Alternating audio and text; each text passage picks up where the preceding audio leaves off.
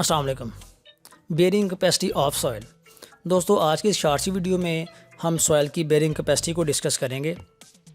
तो देखें दोस्तों, ज़मीन की लोड बर्दाश्त करने की ताकत या लोड बर्दाश्त या बेयर करने की एबिलिटी को सॉइल की बेयरिंग कैपेसिटी कहते हैं।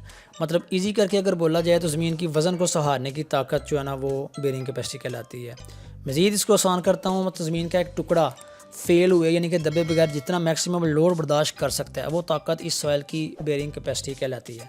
जैसा कि हम जानते हैं कि कोई भी सिविल इंजीनियरिंग स्ट्रक्चर, कोई भी प्रोजेक्ट, इसकी बुनियाद ज़मीन पर रखी जाती है। तो इसलिए ज़मीन को जांचना, इसको चेक करना, इसकी बेयरिंग कैपेसिटी को देखना नहायत ही ज़रूरी होता है, ताकि पता चल सके कि आया कि जो स्ट्रक्चर हम ज़मीन पे खड़ा करने जा रहे हैं वो इस लोड को बेयर कर पाएगा भी या नहीं।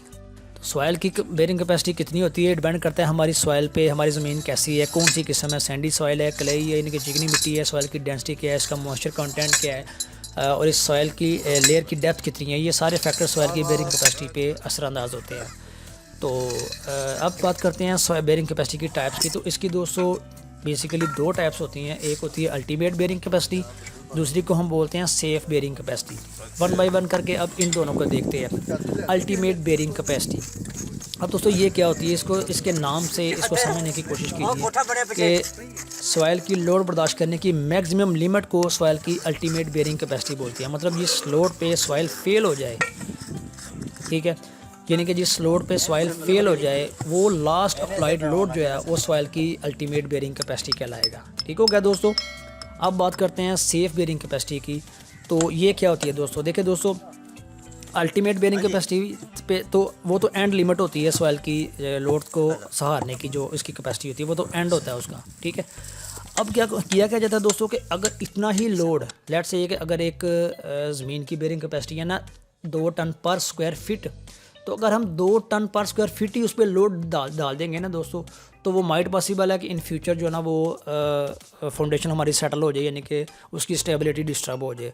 तो इसलिए अगर उसकी बेयरिंग कैपेसिटी 2 है ना, तो हम उसको स्ट्रक्चर को सेफ लिमिट में रखते हुए उसको 1.5 या 1 जो है ना वो टन पर स्क्वायर फुट के हिसाब से डिज़ाइन करेंगे, यानी कि इतना लोड जो है ना वो सॉइल पे डालेंगे। ठीक है, ताकि किसी भी वजह से हमारी फाउंडेशन सेटल ना हो, हमारा स्ट्रक्चर फेल ना हो।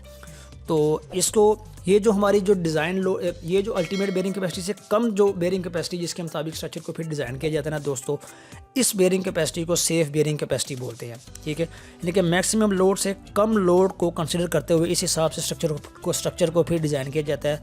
इसके लिए दोस्तों एक फैक्टर लगाया जाता है जिसको फैक्टर ऑफ सेफ्टी बोलते हैं। इसकी शॉर्ट फॉर्म होती है FOS।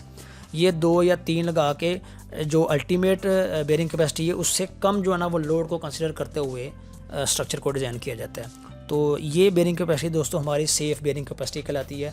इसी बेयरिंग कैपेसिटी के मुताबिक फिर कोई भी स्ट्रक्चर डिज़ाइन किया जाता है।